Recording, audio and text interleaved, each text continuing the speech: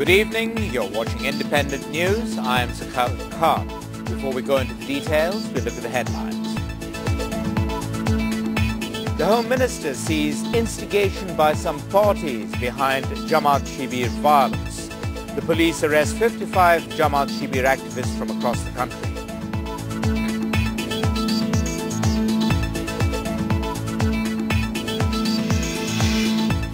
Prime Minister Sheikh Hasina asserts that no conspiracy can foil the war crimes trial and that no anarchy attempts can weaken her government.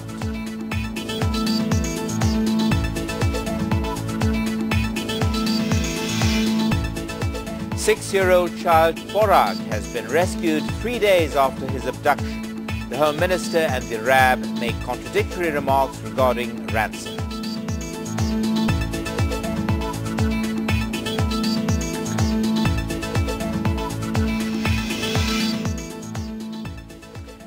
Home Minister Mohiuddin Khan Alamgir says that the government has evidence that some particular political parties are linked to the recent countrywide violence and attacks on police by Jamaat Shibir activists. At a press conference in the Secretariat today, the minister also said the BNP resents the government's success in running the country. He criticized the BNP for not condemning the Jamaat Shibir violence. When asked why police are not taking any counter-action against Jamaat Shibir activists, the minister said that it is because the government believes in tolerance. However, he added that this should not be considered a weakness on the part of the government.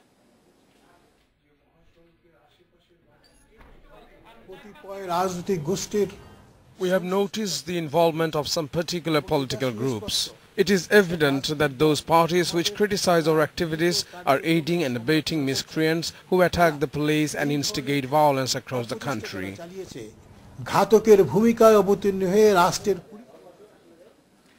55 activists of Bangladesh Jamaat-e-Islami and its student body Islami Chhatra Shibir have been detained from different districts. In Sylhet, 2 people were held from a student lodging in the city. Police later searched their room and seized 5 bullets and some locally made weapons. In Borishal, Chhatra League members held 4 Shibir activists and handed them over to the police. 32 Jamaat Shibir activists were held in Joypurhat and 4 were held in Lokhipur district.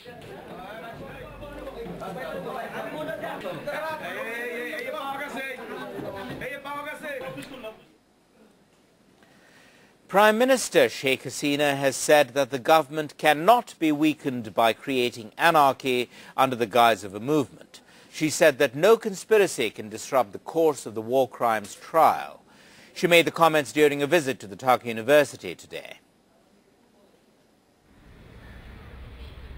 Prime Minister Sheikh Hasina inaugurated the newly built Sufia Kamal Hall of Residence at Dhaka University today. The ladies' hostel can accommodate 1,030 students. Hasina also inaugurated the Santosh Chandra Bhattacharya building and the Social Science building of the university.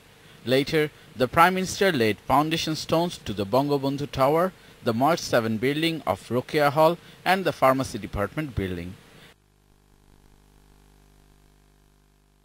At a later program, Hasina recalled the glorious contributions of the Dhaka University to the War of Independence. She said that the dreams of teachers and students during the Liberation War have to be realized. Hasina said that the government is making progress in the spirit of Liberation War by holding the war crimes trial. Those who violated our mothers and sisters, those who committed genocide and arson will be tried on this soil. No one can stop it. We have come to power through movement and struggle. So if anyone thinks they can make us nervous and stop the trial through movement and protest, they are wrong.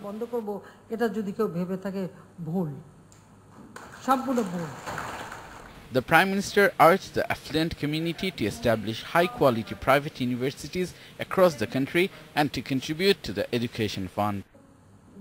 Universities should not be established only in the capital and for profit alone. These should be established across the country. The Prime Minister said that curricula and education methods should be updated to keep pace with the world. She also said that the present development cannot be maintained if the government changes. Meanwhile, Jatiyobadi Chhatra Dal or JCD has demonstrated against Prime Minister Sheikh Hasina's visit to Dhaka University. Leaders and supporters of JCD's Central Committee and University Wing demonstrated in the adjacent Nilkhet area. JCT leaders said that they are protesting the Prime Minister's visit and the renaming of Khaleda Zia Hall to Sufia Kamal Hall. The procession was obstructed by the police when it tried to enter the university campus.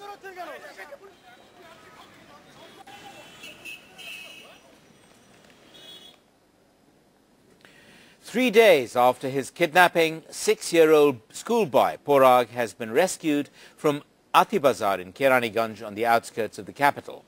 Porag, a KG1 student at Heed International School in Old Dhaka, was kidnapped from the Shu Badda area, South Keraniganj, on the 11th of November. The kidnappers shot and injured the child's mother, sister and their driver during the abduction. The schoolboy was unconscious when the abductors left him at Atibazar around 11:30 last night. He was admitted to Square Hospital in the capital. Witnesses said that a man and a woman on a motorbike dumped Porag at Atibazar. Relatives said that they got Porag back with the help of the detective police. Meanwhile, the police failed to arrest any of the abductors over the incident.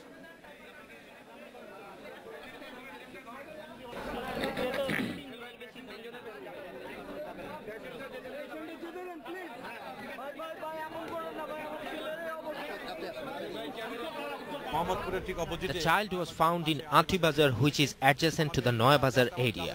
Although the abductors managed to escape our surveillance, I assure you that we will get hold of them. We have more on the Porag rescue story. Home Minister M.K. Alamgir has said that all conditions set by the kidnappers were met to avoid endangering the child's life. However, the minister, at a press briefing in the Secretariat today, refuted newspaper reports of payment of 5 million taka ransom.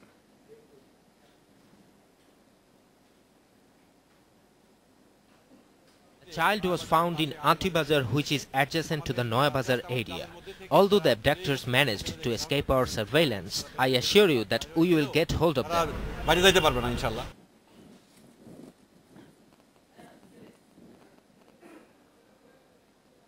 Our objective was to rescue the child alive. That's why we met all the demands that were made.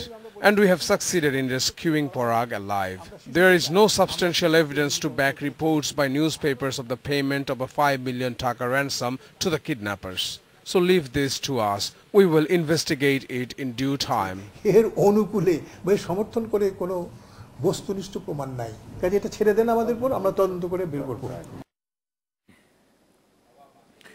Meanwhile, the Rapid Action Battalion, or RAB, says the kidnappers were paid 5 million taka ransom. The director of RAB's Legal and Media Wing, Commander M. Sohail, claimed this while talking to the press today. He also expressed hope that the kidnappers will be arrested soon.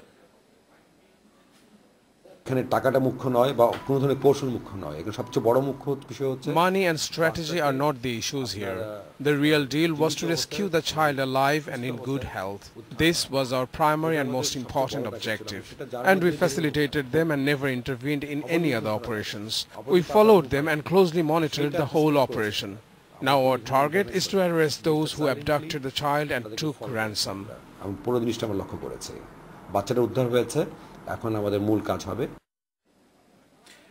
Speaker Abdul Hamid has asked the opposition to return to Parliament.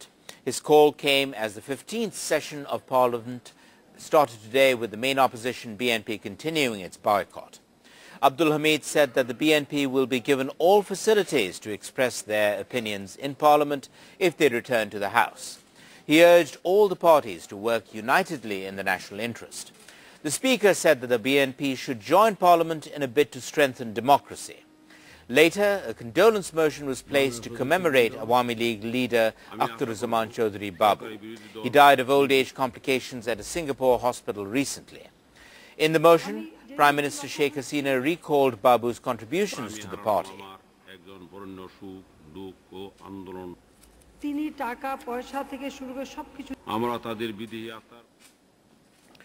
Opposition Chief Zainul Abidin Farooq, has said that the BNP will return to Parliament if the government tables the caretaker government restoration bill. At a human chain program in the capital, Farooq alleged that the Speaker did not grant a single stay motion raised by the opposition in the last 4 years. He also claimed that the opposition is being barred from speaking in Parliament. Farooq said that the government will not be able to break the BNP-Jamaat alliance by oppressing the Jamaat. The BNP senior leader also claimed that the government has failed in its duty. He added that the fall of this government will be more grim than that of the Irshad government. Farooq also said that the government should form a neutral election commission by taking the opinion of all parties into consideration.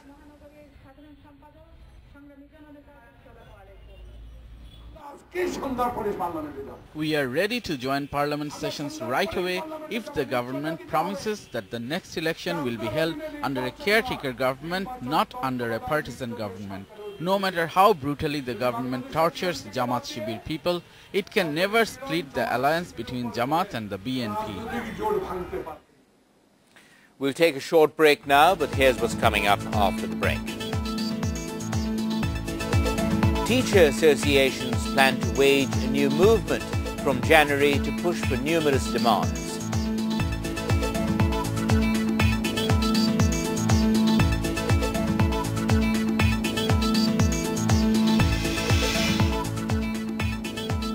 Tigers trail by 363 runs with 7 wickets in hand at stumps on day 2 of the Dhaka Test.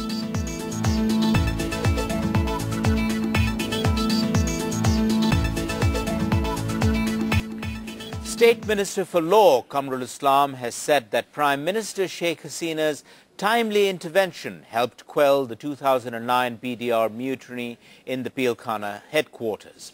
Kamrul made the comment after testifying in the BDR carnage case at a special court in the capital. However, the Defence Counsel alleged that there was considerable discrepancy between Kamrul's testimony at court and his statement to the probe team. He testified at court today. Kamrul said that he got confirmation of the death of 50 officers in the mutiny at a meeting with BDR officers at the Ambala Hotel on the 26th of February. He said that the Prime Minister was informed about it immediately. Defence Counsel then pointed out that the Prime Minister announced a general clemency even though she knew that they had killed the officers.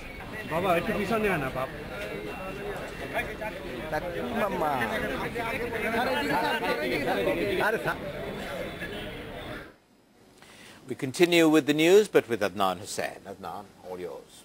Thank you. 2 of the 3 main candidates in the Tangail 3 by-elections are concerned about fairness in the polls. They allege that the administration is favouring the Awami League candidate. However, Awami League candidate Shahidul Islam Lebu refuted the allegation. Meanwhile, the returning officer said that the situation does not demand deployment of the army. Only 3 days are left for voting in the Tangail 3 constituency.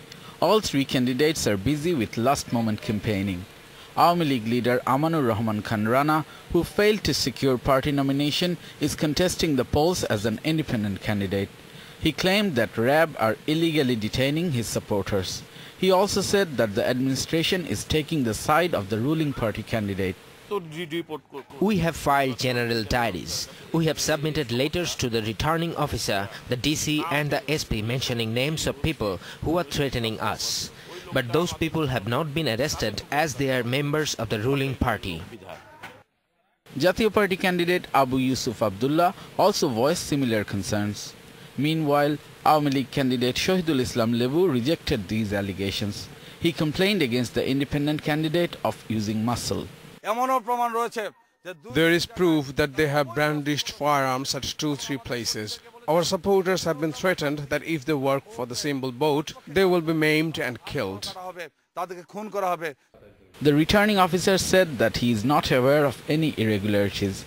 He also said that the RAB and the police are working within their jurisdictions. If we receive a written complaint, we will send vigilance teams to investigate. The law enforcers will take appropriate measures. The Election Commission has identified 69 out of the total 96 polling centers in Tangail 3 constituency as risky. But the returning officer says that the situation does not warrant army deployment.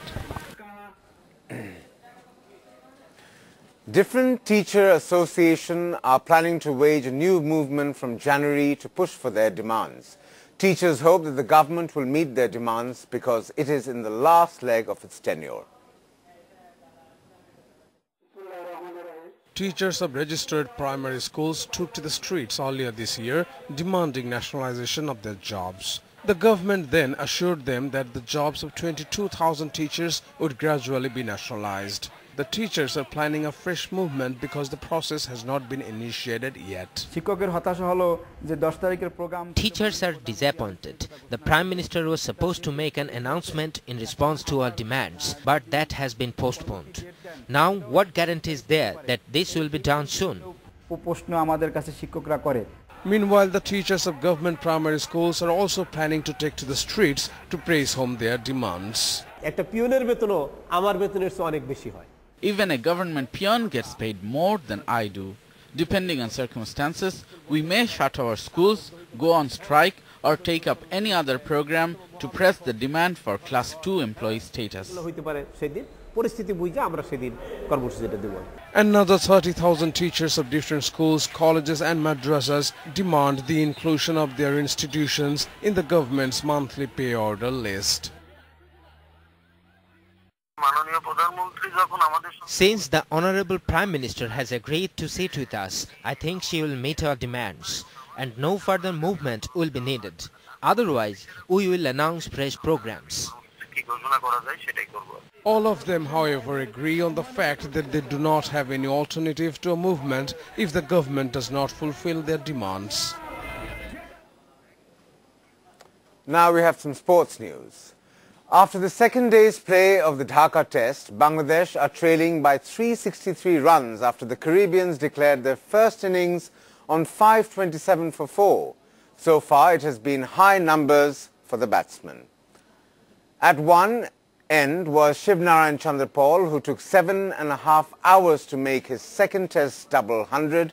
At the other end, it was Tamim Iqbal, who hit so many boundaries in his 72 that he turned the single into an event. Bangladesh are now halfway towards the follow-on mark at the cost of their top order.